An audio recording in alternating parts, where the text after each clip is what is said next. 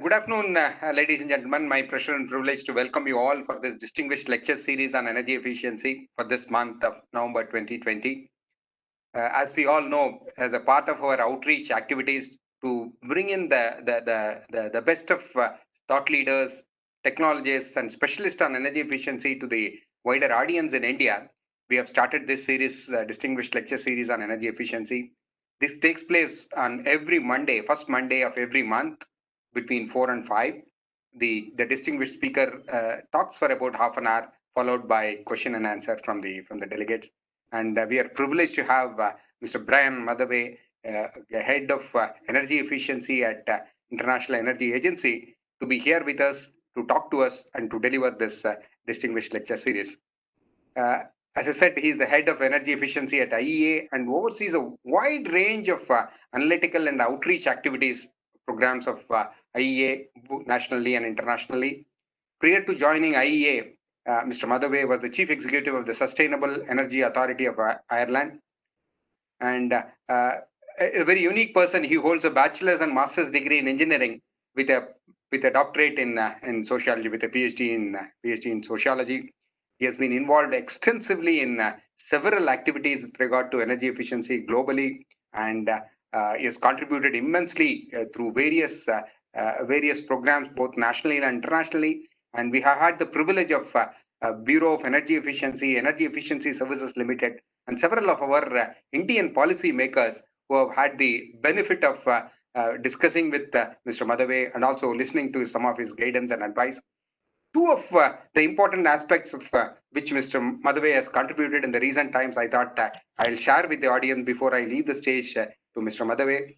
IEA has recently come out with a sustainable recovery plan, in which Mr. Motherway has authored an integrated approach on how energy efficiency can contribute to economic recovery and also create more number of jobs. One of the statements he makes is energy efficiency is a job creator while sustainably recovering the economy. The other important contribution, which I thought interesting contribution of Mr. Motherway in the recent times, exactly 1 year ago, Mr. Motherway wrote an article on how user choice and behavior of users needs to be understood so that energy efficiency could be scaled up faster and more effectively. Maybe the socialist in Motherway was getting reflected in this article. We have the privilege of a thought leader in energy efficiency from IEA talking to us. Thank you, Mr. Motherway, for being here with us. And now the stage is yours for the lecture, please. Mr. Motherway.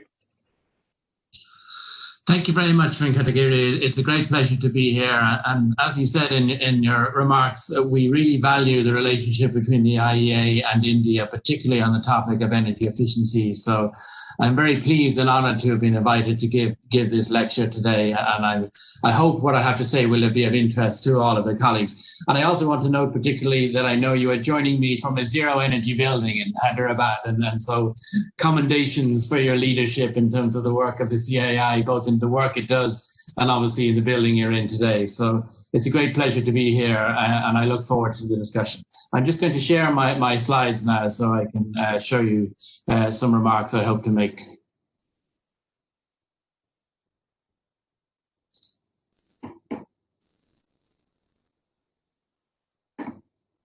I just see if you can, that's okay now? You can see my slides, good. So I really want to talk to you today about... Brian, sorry, we see it in the presenters mode. If you could please hide the presenters window.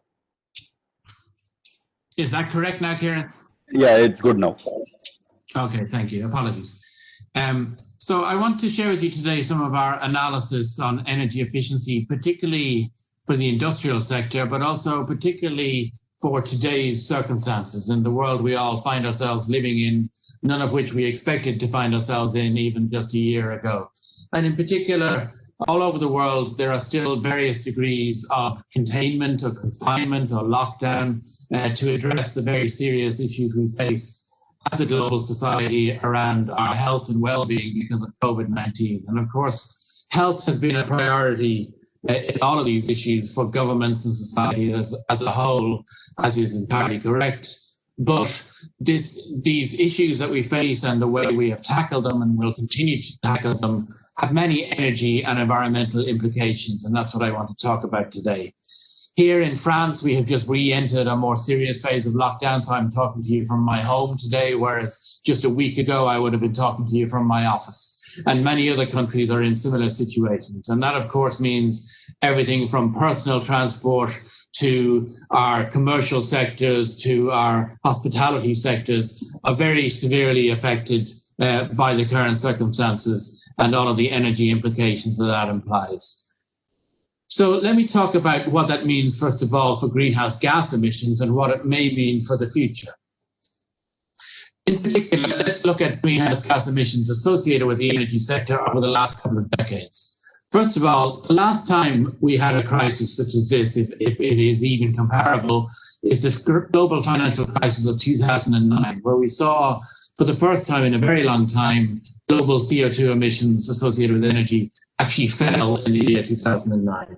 But straight away, because of economic stimulus, because of the return to strong economic growth, emissions grew very quickly, and we went back towards the unsustainable path of higher levels of greenhouse gas emissions. Now, this year, we will see historic falls in greenhouse gas emissions associated with energy, but not for reasons that we can celebrate. This is because people's freedom has been curtailed, people have fallen sick, and unfortunately people have died, people's mobility has been restricted. So none of these are good reasons or good means to reduce greenhouse gas emissions.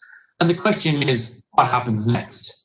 And the answer to that question is up to us. We have a choice. If we get the policies and the actions wrong after this crisis, we will see a return to the growth of emissions in greenhouse gases that we have seen over recent decades. But if we get the policies right, we could see a permanent and sustainable fall in greenhouse gas emissions if we properly align our responses to the current crisis with our clean energy, our decarbonisation and our energy efficiency goals. So in the IEA, we talk about this in the context of a sustainable recovery to come after the COVID-19 crisis. And we investigate a scenario where policies are aligned that will boost the economy, create jobs quickly, but also bring benefits in terms of improving the resilience and sustainability of our energy systems and put us on a permanent downward path of CO2 emissions. Now, this involves investment in a lot of different sectors, but notably, we can see here that probably, in fact, definitely the biggest sector of investment of the IEA Sustainable Recovery Plan is energy efficiency. We see investment in energy efficiency in buildings, in vehicles, and of course in industry. And it's not particularly surprising that energy efficiency shows up to be the top of the list in our Sustainable Recovery Plan. And the reason is it is a job-creating machine. Energy efficiency is jobs intensive. When you imagine people retrofitting existing buildings, building new buildings, upgrading infrastructure, upgrading industrial facilities, all of these activities are labor intensive. Not only that, but they tend to employ local labor in sectors such as like construction, retail and manufacturing, and also they can generate those jobs quickly. You can imagine that certain sectors of clean energy with policies today, economic activity and job creation might take a couple of years to mature, but that's not generally the case, relatively speaking, with energy efficiency, where we can see economic activity ramp up quite quickly if the right policies are put in place by government. Now, if we look at this sort of specific case of India, and you take the recommendations of the Sustainable Recovery Plan that the IEA published during the summer, by our estimate, and this is a broad estimate, aligning economic stimulus with clean energy could create over 350,000 jobs in India for each year for the next 3 years. And you can see from this chart that more than half of the total jobs and more than half of the total activity comes in energy efficiency. It comes in buildings and it comes in appliances, pumps, cook stoves, and other key energy using activities. And I should note, and I will say this more than once, India is already a leader in many areas of energy efficiency, including the sectors I've just mentioned. the work that India is doing on building codes that are being rolled out in different states as well as nationally, the work we see going on, India's famous progress on energy efficiency in areas such as lighting, pumping, air conditioning, all of this sets the scene for an understanding of what is possible.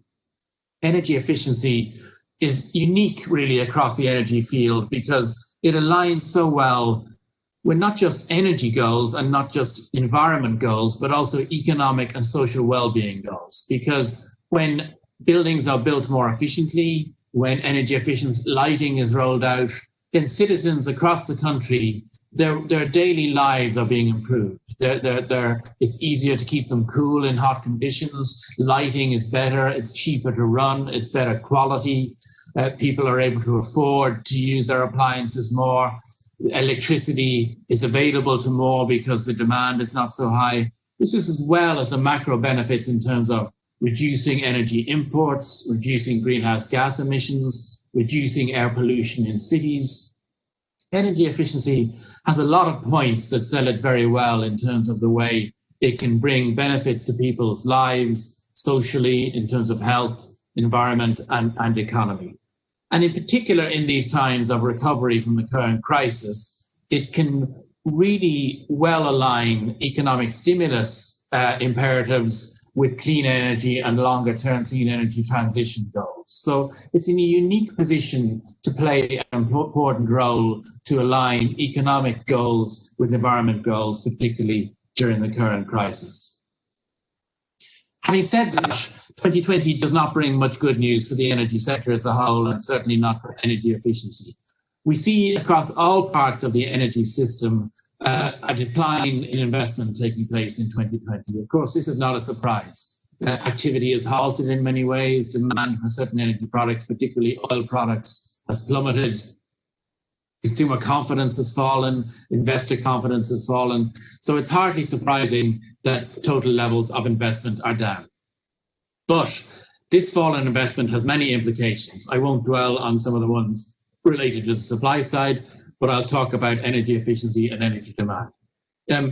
Energy efficiency needs two things to make it work. It needs good policy and it needs investment.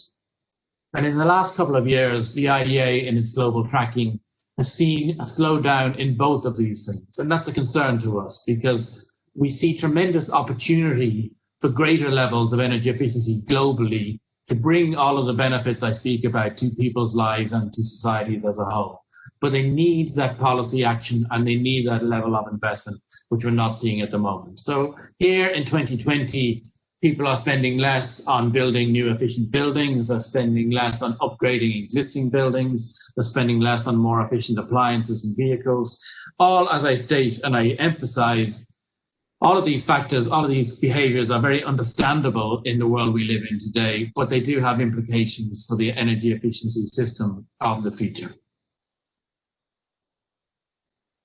I want to stress, while I've been talking about the short-term benefits of energy efficiency, that we look at this in the medium and long term as well. In particular, if you look at the period over the next 2 decades, between now and 2040, and we examine all of the opportunities to make our energy systems and the worlds around us more energy efficient, we could literally double global energy efficiency in the next 2 decades, which means we could extract twice as much value from every unit of energy that we use. And that's worth dwelling on for us to think about every time we use energy to light our home, to travel around our cities or our rural areas. Imagine if you were able to do twice as much with the same amount of energy.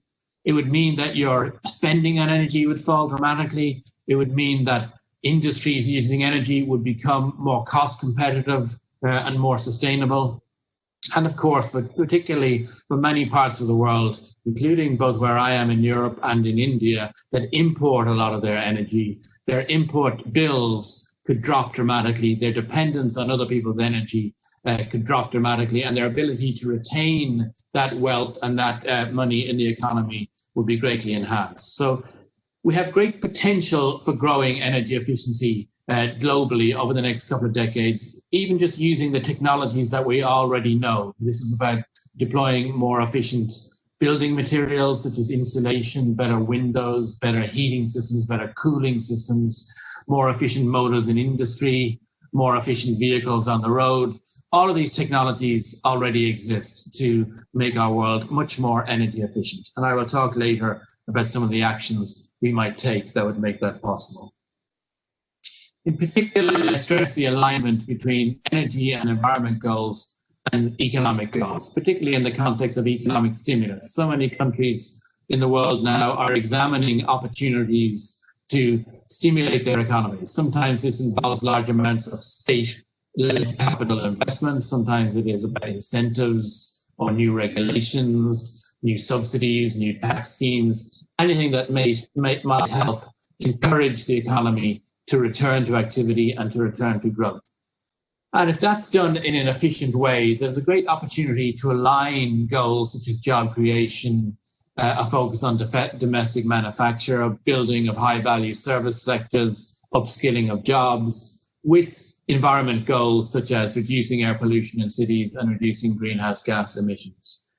What I would also stress is the risk of not making that alignment, because it is not just an opportunity lost in itself, but keep in mind, as I showed you earlier, after the last financial crisis of 2009, when economic activity returned, so did more intensive energy use and therefore higher levels of greenhouse gas emissions. And the same thing is at risk of happening again, because as soon as economies start to recover, which of course we all hope will be very soon, we will see higher levels of consumer confidence. We will see investors starting to invest again, and they will be investing in equipment, appliances, and infrastructure that all have energy using implications. So there's a choice between making them inefficient and making them inefficient or making them efficient. And keep in mind that every building we build now will be with us for some decades. If we build it inefficiently, then we are locking in wasteful energy use, we are locking in higher energy bills, we are locking in lower levels of resilience, we are locking in higher levels of pollution and greenhouse gas emissions. Alternatively, if we build a building like the one that Venkatagiri is in today, then we are locking in resilience and independence. We are locking in more comfortable buildings, lower energy bills, lower levels of emissions. So every action we take, particularly in the context of accelerated levels of investment in economic activity after the current crisis, turns us in either one direction or another, towards a more resilient, more efficient, more comfortable energy system, or the opposite to that. And that's why the choices of all of us as consumers, as business people, as members of society, and particularly in the policy realm, that's why decisions coming up in the next months and years will be really important for determining the future of all of our energy systems together. Now, let me turn for a minute to a bit more discussion, particularly on the industrial sector. So first of all, let me look from a global perspective. One thing I want to stress in highlighting the importance of the industrial sector is that debates about clean energy and renewable energy and even energy efficiency tend to focus on the power sector. And we see in India, for example, massive progress and really successful progress, not just in energy access for electricity, but also in the growth of solar energy, wind energy, and progress towards cleaning power generation systems for the future. The IEA recently published some new analysis that shows that in the next decades, solar will be what we call the king in power generation. It's already the cheapest source of electricity in many markets. That will continue to be the case and even strengthen. And therefore, we expect solar energy to grow very rapidly. We also expect wind power to grow. And in fact, we're seeing a resurgence now in interest in offshore wind in many parts of the world. And we know that India has some great potential here as well. So while a lot of the debate has focused on the power generation sector and a lot of progress has been made, sometimes we see less discussion on other sectors, such as buildings, such as transport, and what I want to focus on today on the industrial sector, where a lot of energy use and therefore greenhouse gas emissions are not directly associated with electricity necessarily, and are also harder to tackle because they're involved in maybe high energy, heat intensive industrial processes, large energy intensive chemical processes, things that are not easy to shift towards more efficient or cleaner models. And that's why it's very important that these sectors get the attention they need as part of our overall effort to make our economies more efficient and more based on clean energy. Now, how are we doing? In all of the main sectors of industry, we can see that energy intensity is improving, by which I mean we are becoming more energy efficient. Over the last couple of decades, you can see that in all sectors, we have managed to extract more economic value from each energy unit that we use. You can see that's particularly strong in the cement sector, and of course, India is a world leader in cement and in efficient cement production. We see it less strongly in sectors such as iron and steel, but all sectors have made some progress. But if we look at what we in the IEA call the efficient world scenario, which is where we could go in the next 20 years, we could see that all sectors could improve much further. We could see that energy efficiency improvements, even just using technologies that we know of are available today, we could drive much greater levels of efficiency in all industrial subsectors. And that means costs would be lowered, environmental impacts would be lowered, and these sectors would be more resilient and more competitive. Certain sectors matter more than others because of their scale, of course, and these sectors are often the strongest focus of technology innovation and policy attention. But it's also worth remembering that while we focus on some of the big sectors like iron and steel, cement, aluminium, there's a very large tail of smaller, less intensive industrial sites that actually make up the majority of savings potential. So it's important that as policymakers and as industrial sector actors more generally, we don't only concentrate on the very big, the most energy intensive, the highest energy users. We also look at the larger number of smaller, less intensive energy users that all add up to be a very significant proportion.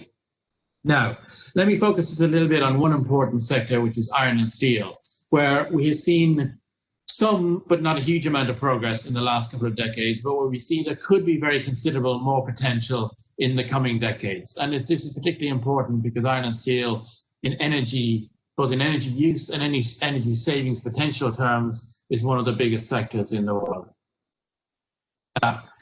What's important to note here is that when we talk about making iron and steel more efficient, but also more sustainable, we need to think beyond energy in itself. And you can see in this graph that in the next couple of years, certainly in the next decade or two, what are really crucial is not just energy efficiency, which is represented here called technology performance. So that's more efficient operations, more efficient motors, more efficient heating and cooling, but also material efficiency. This is becoming much more important and will become much more important in the coming decades, that we look at material efficiency. That means in many sectors, recycling the raw materials. It means better use, lower levels of waste, as well as deploying new technologies such as hydrogen, other fuels such as bioenergy, greater use of electrification, and in the longer term as well, carbon capture, utilization and storage, which will be an essential ingredient if we are to get tough sectors like an iron and steel on a more sustainable path over the coming decades. So we need to think beyond just energy efficiency, but energy efficiency remains a key component. In particular, if you look at iron and steel across the whole supply chain from manufacture to usage, keep in mind that a lot of the gains in iron and steel will come from not just how efficiently it is manufactured, but also how efficiently it is utilized and deployed. So we can see lower demand for steel, for instance, in vehicles, if vehicles are more lightweighted or redesigned with that in mind. We can see the same in buildings, where extended lifetime will make a big difference to steel demand, improved design and construction, as well as in manufacturing itself, where we'll see very significant potential gains, both in terms of energy efficiency and material efficiency. So, given the extent of the challenge to lower the carbon emissions and improve the sustainability of key sectors like iron and steel, I stress that all of these dimensions are necessary. It's not just one action, one technology, or one policy that will get us on the right path, but a whole range of concerted actions put together that will be necessary. Another important dimension of industry, and particularly intensive industry, is we tend to focus on what we build next. We say, how can we make the next iron and steel plant more efficient? How can we make the next cement plant more sustainable? But keep in mind that there is an awful lot of existing infrastructure and assets in the world today that will be with us for quite some time. And particularly if we look at iron and steel, we see a particular band of blast furnaces in China built in the last 10 to 15 years that will be with us for some decades yet. And at the moment are not particularly efficient, not particularly low emitters, and will need to be considered in terms of refits, refurbishments, upgrades, maybe even in some cases retirements. So we can't entirely focus on what we're going to build for the future. We also have to keep in mind the set of assets we have across many sectors that are already influencing our global energy efficiency levels, our global energy demand, our global emissions, and considering what is already in existence is an important part of our future strategies, as well as focusing on technology innovation, on better energy management in industry, and all of the forward-looking practices that will certainly be part of the mix as well. Let me turn for a minute to some of the specifics of the industry case in India. First of all, I said already, India is a global leader in energy efficiency. There's no doubt about this. In many sectors, the progress India has been making across its whole economy in terms of becoming more efficient in its energy use are quite striking. And you can see here, in fact, that in 2019, India was really at the top of the league in terms of the progress it made across the economy in energy efficiency. This is driven by many issues, but particularly some really great policies in India, such as perform, achieve, and trade in the industry sector, some of the work done by EESL in appliances, the great work done by the Bureau of Energy Efficiency in standards and labeling, and many other actions. So there's a whole range of actions across the whole economy. And remember that this is benefiting every Indian citizen. It's making access more affordable, it's bringing down dependence on imports, it's reducing air pollution in cities, it's reducing global greenhouse gas emissions from India. So there are many benefits that India is gaining from this efficiency progress. But of course, more can be done. Like in every part of the world, efficiency could be going faster, and there are opportunities for stronger policies and stronger actions across all sectors in the coming years and decades. Industry contributes a large share of India's energy use, and it has been growing in recent years. And you can see that about 40% of total energy use in India comes from the industrial energy sector. And some key sectors include iron and steel, which I've talked about, as well as some larger sectors, but also many smaller sectors. So this is benefiting India in terms of economic activity and job creation, and also developing a more indigenous manufacturing sector, but of course has implications for energy demand, emissions, and all that goes with that. So we see that energy consumption and CO2 emissions have been growing rapidly in many sectors in India in the last couple of decades. We see very dramatic growth in some sectors, such as iron and steel, which I've talked about, but also in other sectors across the economy. This is in line with GDP growth. It means India has a fast-growing and successful economy. This is bringing many benefits, but it's also, of course, increasing energy demand, increasing CO2 emissions. And that's why the kind of policies I've been talking about today will be very important for the coming years, not just for India, but for globally. And we expect India to remain a key player in global steel production for many decades. We expect it to be growing its own share, but also its overall place in the world league table in terms of steel production. And that's why I've chosen to highlight today the opportunities for greater levels of efficiency, by which I mean not just energy efficiency, but also material efficiency, and therefore what I can call the overall economic efficiency of India's steel sector. Opportunities to create more for lower energy inputs, for lower material costs, therefore making the sector more resilient, more competitive, and more sustainable. And this is how we see many sectors growing, particularly in growing economies such as India, where there are opportunities to lock in newer, more efficient, cleaner technologies as part of the growth of sectors like iron and steel, as well as other industrial sectors that will be key to the global story of the future. India will be a powerhouse not just for itself, but for the region and for the globe in terms of its impact economically and environmentally. And therefore, certainly, I am very pleased to see the strong focus that energy efficiency gets in Indian policy making. And I can tell you that many countries around the world are looking at India's examples and looking at India's leadership in terms of the success it has made in energy efficiency as well as in other relevant policy domains in recent years. Before I close, I'd like to say a few words about the IEA and our work with India and our work more globally. And this is really to reach out to everybody today and say, the IEA is a willing partner to you all. We want to engage with you. We want to collaborate. We want to learn from the success and progress in India. We want to bring to bear learnings from other countries. And we want to bring to bear the knowledge and data that the IEA has so that policymaking across the world benefits from that knowledge and experience. So let me just talk a little bit about our work in that regard for a few minutes. First of all, please visit our website, which is iea.org, and you will see a number of publications that I think will be of interest to you, not least, of course, a major energy policy review that we were invited to collaborate with our Indian colleagues on in recent months, and it was published earlier this year, India 2020 Energy Policy Review, that highlighted many of the great success stories across Indian energy policy making in recent years, as well as identifying some of the opportunities for the next phase. There are also some specific publications you might want to look at, from which I have drawn today, such as our work on iron and steel and other industrial sectors, which I think you'll find very interesting. I want to mention one particular project that we are working on at the moment that we'd be very happy to engage with you more on, which is we are looking with some of our Indian partners and friends across government and beyond on the textile sector, which is particularly, of course, important for India. It's a large sector. It is a strong employer. And of course, it's particularly a strong employer of women, which is very important.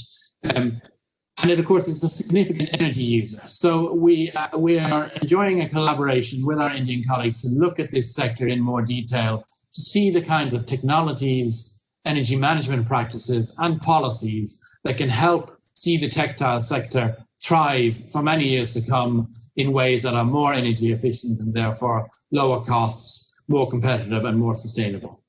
And it's a good example of a sector that up to date has not been so focused in terms of policies such as the PAT scheme, but I think will be increasingly important in terms of its contribution because it's already so important economically and socially. And therefore, if it can become more energy efficiency, that will only bring many benefits across society.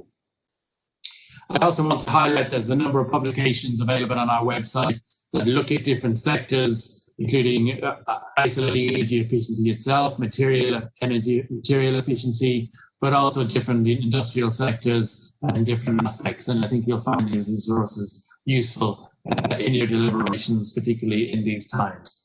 And finally, I want to let you know that we have some free training resources available as well on our website, particularly in the area of energy efficiency. So there are a number of online courses available on our website. The address is on the screen now.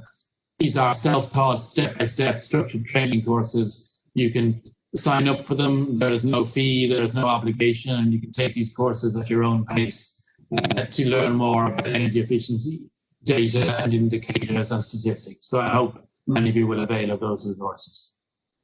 So in closing, first of all, let me thank the CII again. Let me thank all of the colleagues. It's a great pleasure to be participating in this discussion. I hope what I said is of some interest to you, and I hope that I have managed to establish in your minds the great opportunity for energy efficiency.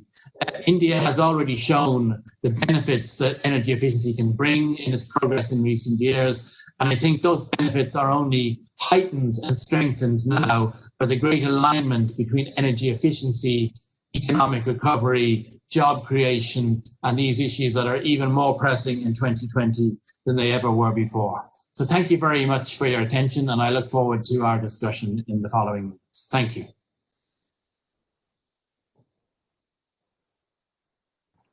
Brian, thank you. Thanks for your excellent presentation. I think you You spoke about all the points that we wanted to hear from you today. You started with the global scenario that the entire world is seeing during the current pandemic that we are all through. You also talked about the sustainable recovery and what impact energy efficiency has on it. You touched upon the industrial energy efficiency globally and on India and the energy efficiency journey. I think thank you. Thanks a lot for your address. There are a whole lot of questions, Brian. I can help in moderating and reading out some of the questions for you and to take your inputs and suggestions. The first question is a follow-up question on your observations on India's energy efficiency journey. You have mentioned about the initiatives that have been taken up in India, but I think the question is largely to look at what can be done beyond. What are the next things that you think India should look at?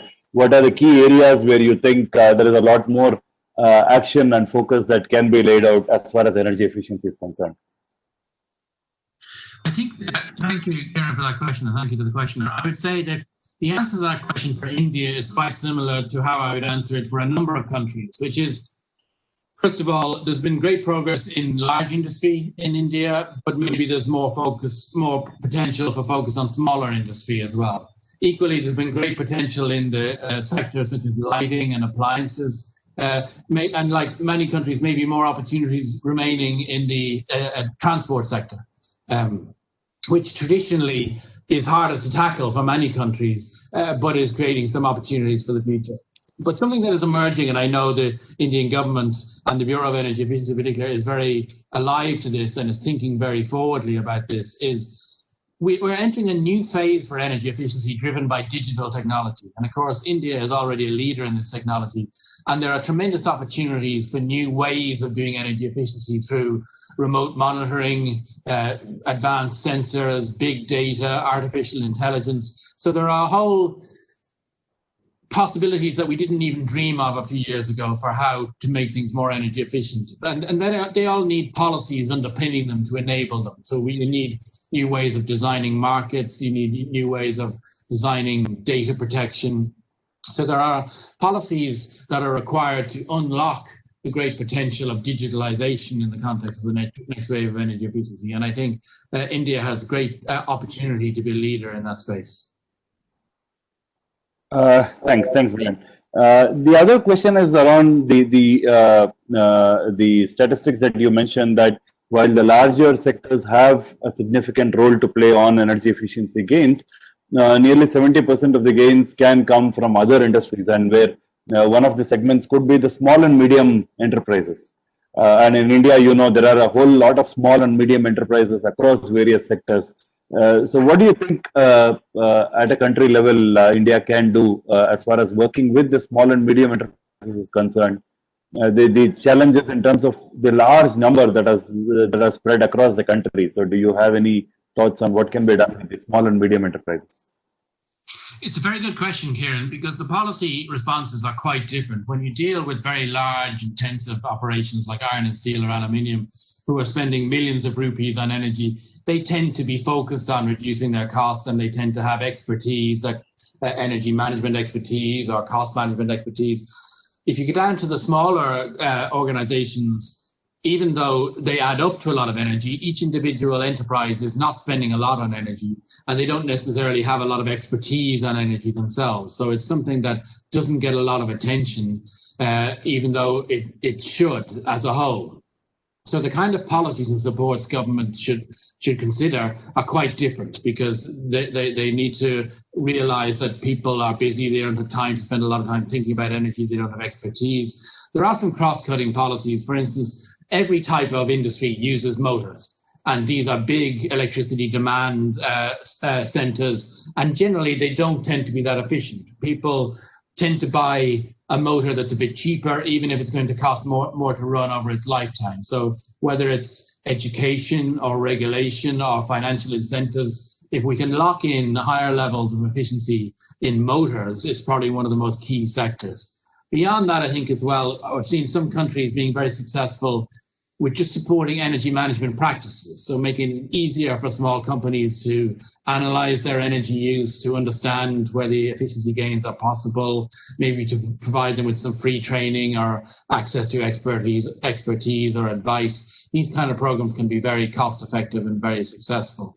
And again, back to the previous answer, digitalization will make this all the more possible, because even a small industry now can be getting great energy information on their phone, and they can be analyzing things in more detail, or they can employ somebody to monitor their energy usage externally. So it's becoming cheaper and more accessible even for smaller companies to understand their energy efficiency opportunities and to take them. And the right policies can really unlock that. Thanks, Brian. The next set of questions were around the hydrogen as a fuel, and where do you see hydrogen coming in, either the blue or the green hydrogen, and is it really going to be as dramatic as what we read about? Is that going to be something really big, a game changer as far as the emissions are concerned and the dependence on fossil is going to be? The profile of hydrogen has really grown dramatically in the last couple of years, and their governments all around the world are realizing a couple of things. First of all, we need every technology and every avenue if we really want to address the energy sector, and particularly the greenhouse gas emissions. We can't just say we will take some technologies but not others, because the problem is too big. In particular, there are things that hydrogen solves that really nothing else solves. And large industry is a very good example, where you need very high intensive heat, you need very large quantities of heat. It's not easy to electrify it, it's not easy to think of other sources. So using hydrogen to deliver those kind of solutions seems a really important development, and it's great to see governments putting that focus on it. We also see people focused on hydrogen to a certain degree in transport, maybe in freight transport, sometimes in passenger transport as well. But the question there is, how does it compete, say, with battery technologies, and to a degree let technologies compete and see who wins. But I think what's really happening now is, because governments realize the importance of hydrogen, there's more investment going into it, there's more R&D going into it, there's more policy action happening. So it becomes a self-fulfilling prophecy then that there's a great opportunity for hydrogen to develop quickly. And of course, you mentioned green and blue and other types of hydrogen. It is important that our ultimate goal is hydrogen from clean energy sources. That's the purpose of getting there, is to find ways to use hydrogen to enable the use of clean energy resources to meet particular energy needs that are not easy to meet in other ways. That may not happen overnight, but the technologies need development. They need public investment as well as private innovation and private entrepreneurial activity. But yes, I must say, I and all of us at the IEA are very excited to see how fast moving the hydrogen sector is now, and I think it could be really important in the future. Thank you. This leads to my next question, Brian. While the cheaper cost of renewable could definitely make green hydrogen more of a reality in near future, but the question that comes is, with the reducing cost of power, particularly with solar energy coming into it, would the focus on energy efficiency drop? Is it making the return on investments on technologies longer? Between renewable energy at a cheaper cost and energy efficiency, where do you think the focus on energy efficiency will be in a few years down the line?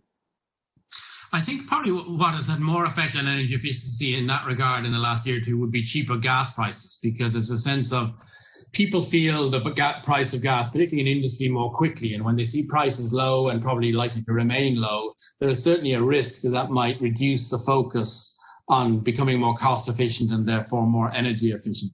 I think in electricity markets, one has to keep in mind that solar has brought down the price of clean power, but still in a country like India, where growth is so strong, there's going to need to be a lot of investment in infrastructure, not just the solar plants, but also the transmission system, the distribution system, storage mechanisms to help with solar. All of that costs money.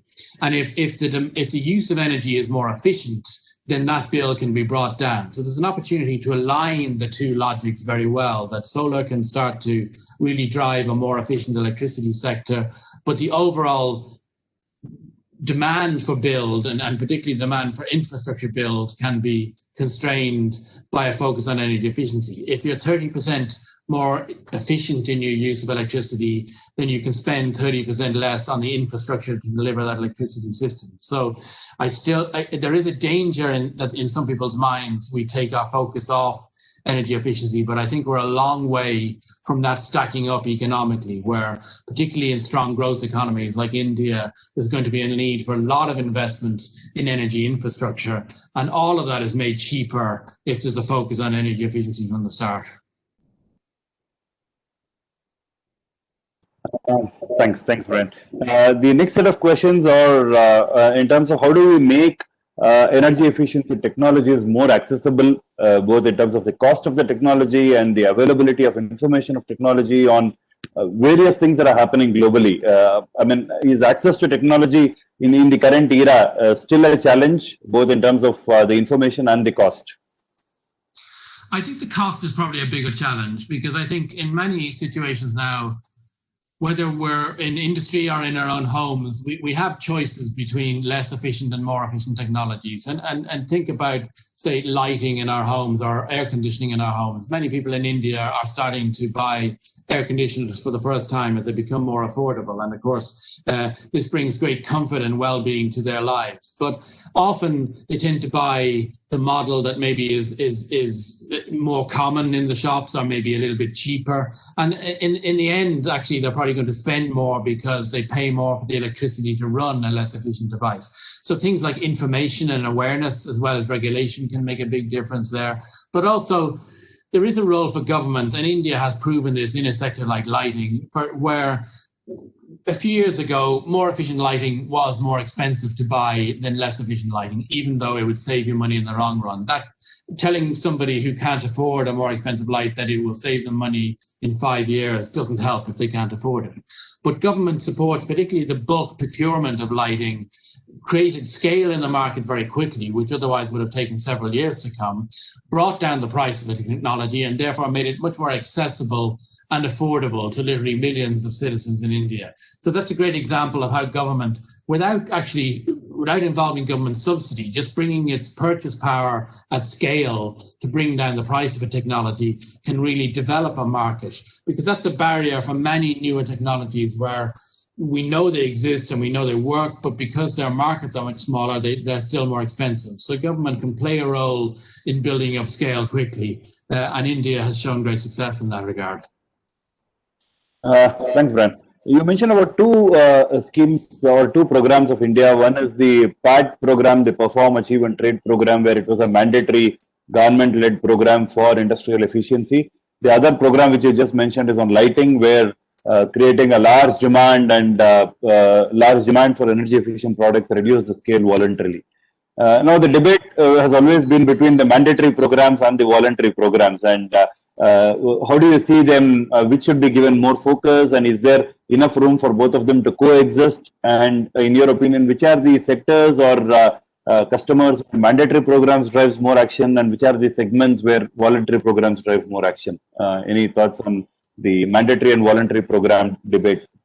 It's a very good question. I suppose my short answer is you need both, depending on exactly the problem you're trying to tackle, because they both have a role. I think there are cases where voluntary programs work very well, and India has shown that.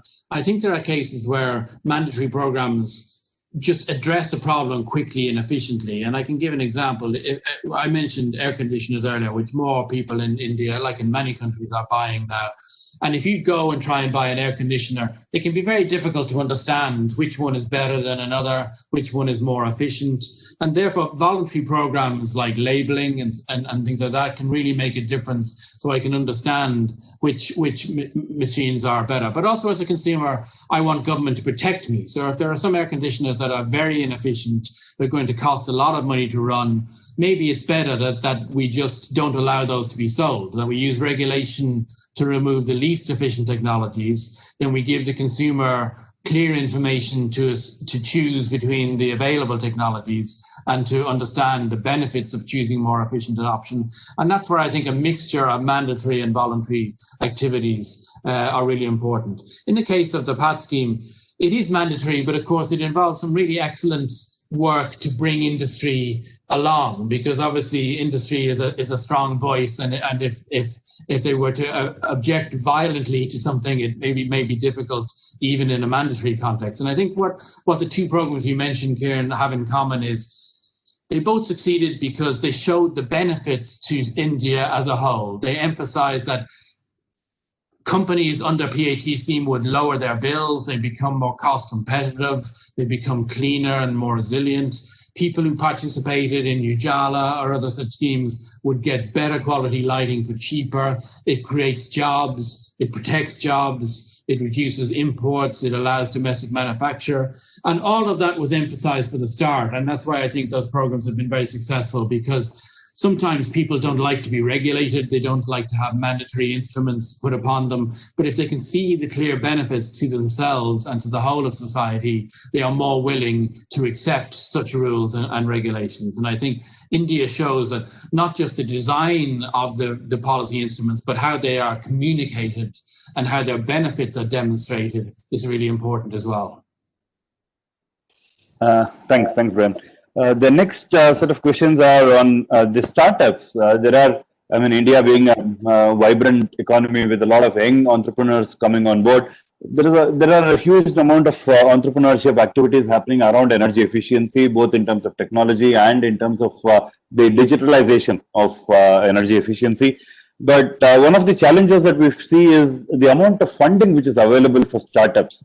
I think globally, the funding available for clean tech has been significantly low, and the same continues to be in India. So do you have any thoughts on how could the young innovators be encouraged? I mean, are there any examples that you can think of, any programs that you can think of where funding is made available for innovators who are coming up with energy efficient solutions and technologies for all stakeholders?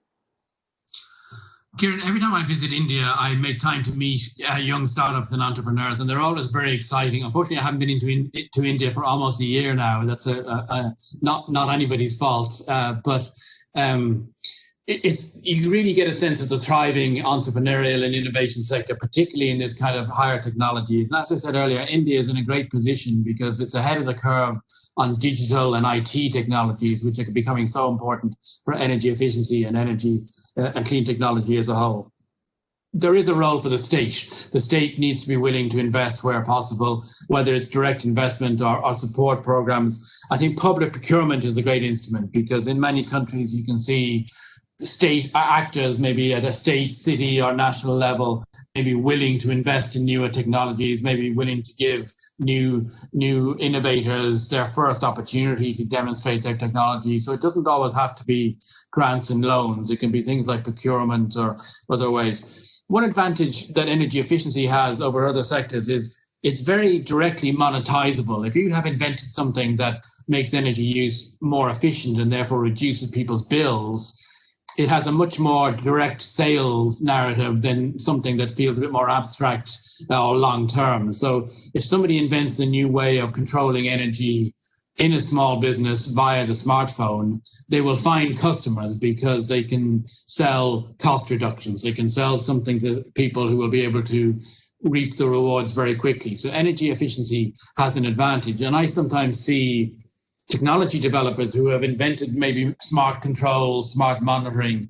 They didn't realize energy efficiency was their application originally, but then they brought it to energy efficiency because it is monetized in a way that maybe other parts of clean technology aren't so directly done. So energy efficiency has that advantage. Thanks, Brian.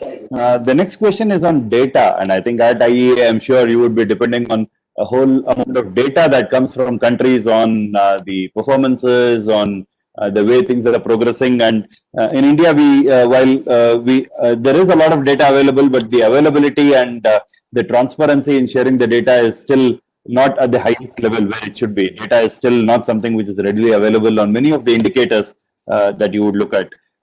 What do you think could be done in terms of making the data available, which talks about which are the sectors which are doing well, which are the sectors which are not doing well? Is there some kind of a central data repository required? What is your thought on making the data on energy efficiency from countries being made more available and accessible?